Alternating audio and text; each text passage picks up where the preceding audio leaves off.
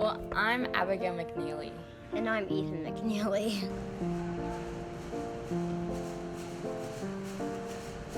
When Ethan was 3 years old, he had a stroke, and we were in the hospital for 10 days.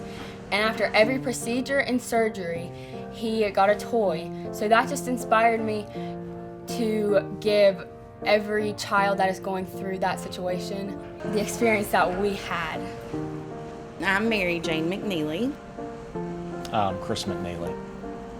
Like Abigail said, when Ethan was 3, he had a stroke. We started here at Cabell, and this was before we knew anything about hoops. We were here for several days. We went to Columbus Children's Hospital after that. She was with us the entire time we were there. I think it ended up being about 10 days. And everywhere, we had never experienced anything like that before. And everywhere we went, whether it was for a procedure or, just for a stick in a different room to draw blood or something like that, he always came back with a Matchbox car or a stuffed animal of some sort. It wasn't about how big the toy was. It was just about him having something to distract him and take his mind off of things. Like when Ethan was going through physical therapy and stuff after his surgery and stuff, we went into this room called the sibling room, and they gave us toys, and we got to pick from all kinds of different toys out of his toy box. And we just wanted to bring that feeling back to West Virginia. So when we came back, Abigail was 6, and she immediately she started making flyers to have a fundraiser, an FUN fundraiser, because she was very curious while we were there as to how they came up with all of the toys and where everything came from. So we explained it all to her, and she came straight home and got her crayons and her poster boards and construction paper and started making flyers. So we decided it would be a good idea to maybe have a cookout in our backyard with some friends of ours. They said they wanted to help, Bob and Jennifer Johnson. And one thing led to another. We were just going to ask all of our friends to bring a toy. That's when Hoops was, in the beginning stages. We got hooked up with them, and it just took off from there. We never actually had the opportunity to do it in our backyard because it got so big. So our first event was 6 years ago at the Guyan Country Club pool. We just have a huge pool party, family event. It's one toy or $10 for admission, and we just have a lot of fun. We fill up the back of a truck. When people come in, they bring their toys and put it in the truck, and by the end of the night, we have a huge amount of toys. What we brought today is probably not even half of what we have at our house to bring. We have a fundraiser. Yeah, we have a fundraiser every year around, at the beginning of August. And we invite all of our friends and family, and they invite their friends and family, and then everybody brings either $10 or a toy to get in. And we have a huge pool party, and we have raffles, and we have food, and we have so much fun.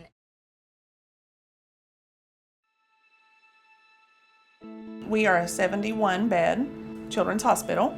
We have 10 beds in a pediatric ICU. We have 36 beds in our neonatal ICU, and then we have 25 general pediatric beds, along with a neonatal therapeutic unit. We have functioned as a children's hospital for quite some time with pediatric subspecialists, people dedicated just to pediatrics, to just taking care of ill children. But now we finally have a facility that matches the expertise. Cabell Huntington Hospital, prior to that time, was always well known for the great pediatric care that we provided. So we formally became a children's hospital in May of 2011, and then I believe we were named Hoops Family Children's Hospital after the generous family of the Hoops in 2012. Having a facility like this, first of all, helps us to recruit other physicians and specialists. They know that there's a standard that has been set. They know that there's a standard that has been met. We have trained in other children's hospitals, and know that this is the same kind of facility that we've all trained in elsewhere.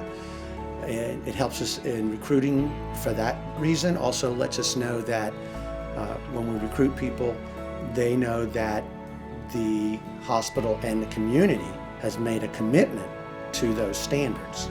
So it helps us in that way. It helps us in that we have together a group of people who are solely dedicated to taking care of children, which is a completely different mindset. So it obviously helps the patient and their families. Right. Prior to having this beautiful facility, we already provided high quality pediatric care, but now that we have the environment to match it, it helps in ways you can't even begin to list. It's a playful environment. Even when kids are sick, they still feel playful. So having a facility that builds that into the room and the whole environment around them makes a huge difference in the stay for the child, and then for the family as well. We have better facilities for them to be involved, for them to be comfortable, so they can stay with their child more and participate in care. And then that helps us as a medical team to get the family's involvement and input and keep them on the same page as us, so we can continue to provide the highest quality care. We have the playful lights above the bed. The whole room is kind of after the cab in a cabin of a railroad car. So you have this little cocoon kind of around them that keeps them feeling safe and secure in their space. Every room has a PlayStation, thanks to generous people like Ethan's Toy Box. We couldn't do half of this without the community's involvement. They can play games, they can watch movies, and do all of those things.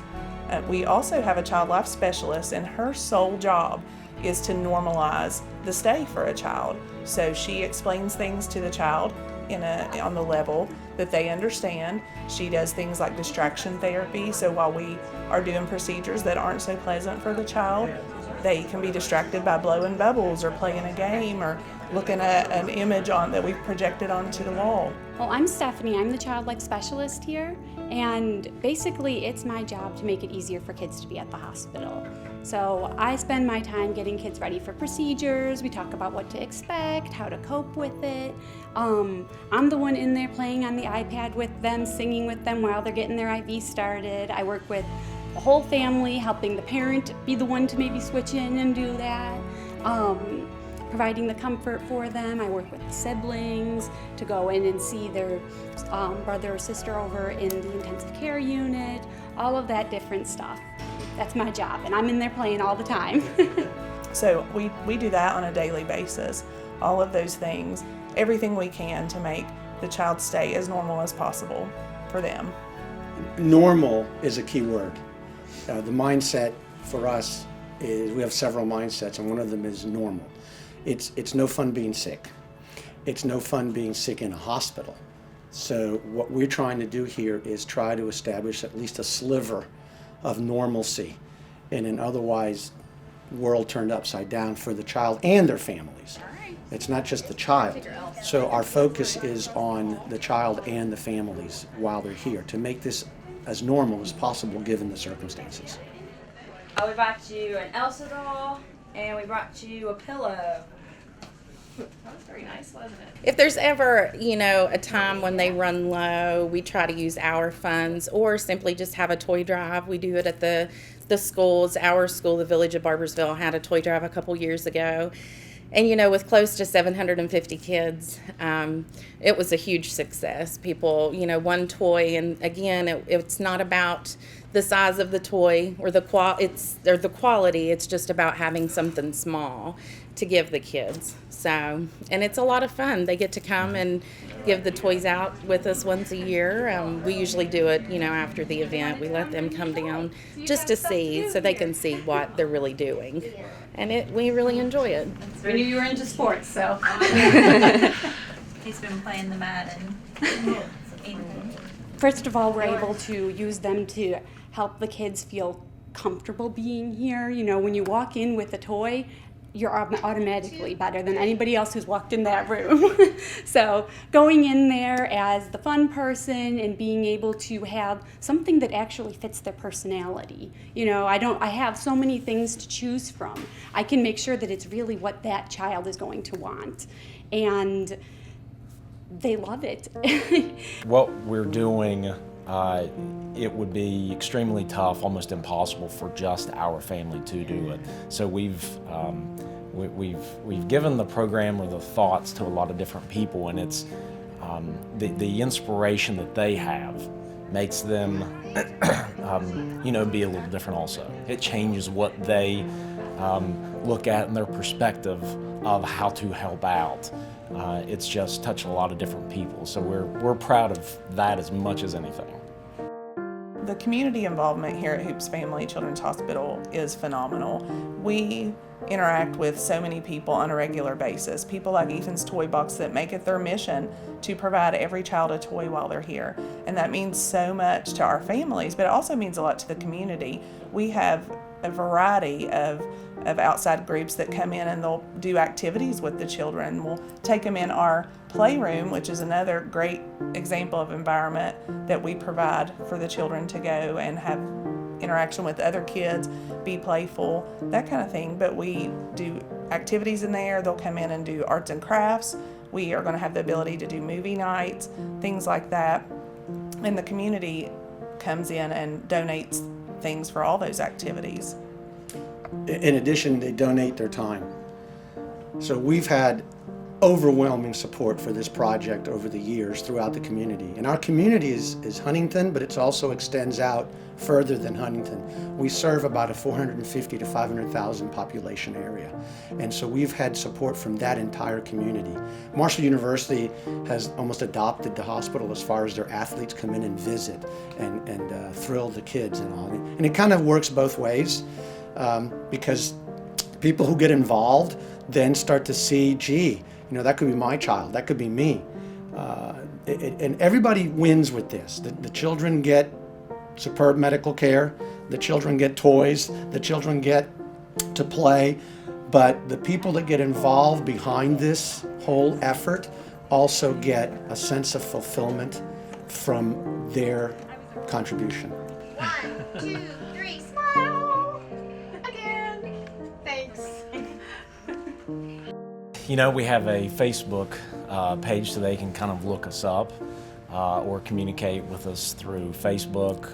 We also have a small little Twitter feed there also, but calling the hospital, asking for Velma. She's always great to help us out and keep us in the loop on whoever is asking, what organizations want to help out, because our story seems to be a pretty good one, and we've been inspired, of course, but there's different organizations, church groups, auxiliary, different groups that want to get involved.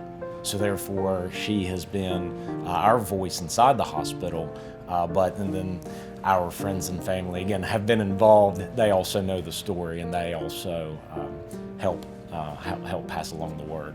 And we have been so fortunate in that aspect.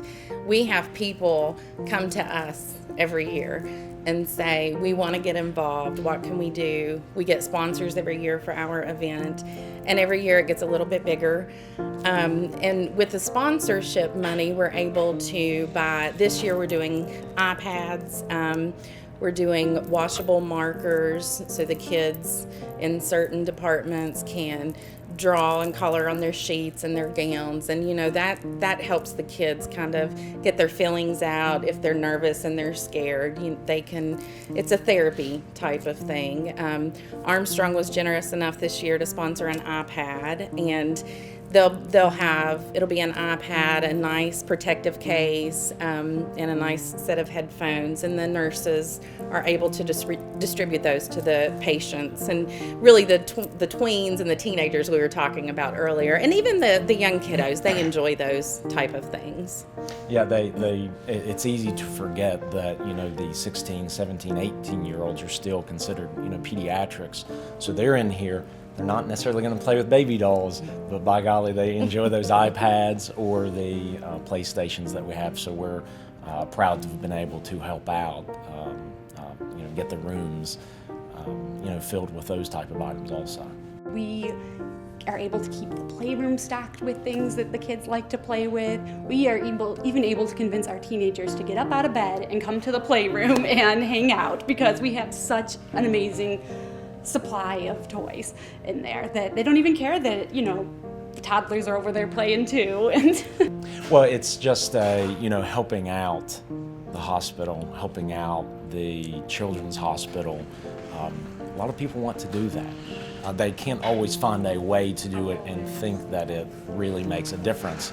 But our program, people can put their, arms around the program and really understand it. And they've either been there or they've known a family or a child that's been in that situation. So it's easy to grab a hold of. And so many of our friends, even people we don't know, I have gotten messages on Facebook that from parents whose children are patients here and said, I don't know you, I don't know, your kids, I don't know who Ethan is, but I just wanted you to know that, while we were there, my son or my daughter received something from you guys, and it really makes a difference. And, as a mother, one lady said, it's a year later and I'm still thinking about it, and we still have the toy, and I want to get involved and I want to help. So that makes a difference too. And our little community here in Huntington, West Virginia is just amazing. It doesn't matter, like he said, church groups. We've had